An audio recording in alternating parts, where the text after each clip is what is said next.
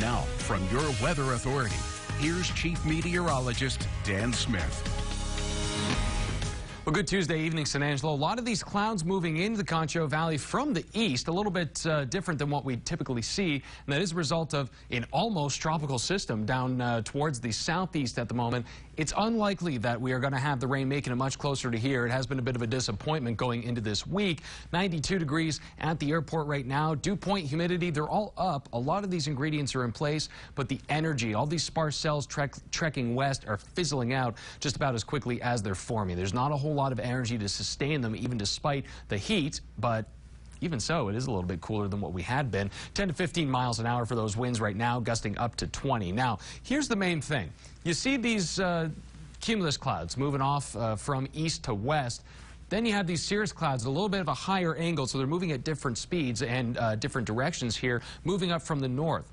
Typically, this is kind of where you look for seeing where these storms are going to be headed. If it is a larger complex, a larger system, well, you have all of this tiny little shower activity, even a little embedded storms, at least yesterday. Right now, it's even less so than that. But again, that's where you typically will look, is see these things going north. Well, you have this system lifting a little bit further north, and it's actually a couple counties further north than where a lot of these models are starting. So it's still getting a little bit close to the Concho Valley. Might it get closer because it's 2 counties more further north than where a lot of these scientific models are indicating?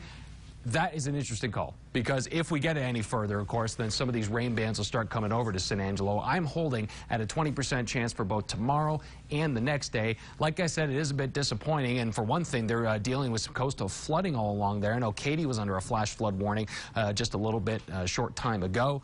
Barely anything here in the Concho Valley. Here's that Futurecast look ahead. For one thing, you have this guy coming in from the north, and that might actually have the effect of blowing out some of that rain that's just sort of sitting out there towards our east. Maybe some of this more gets flung out towards San Angelo.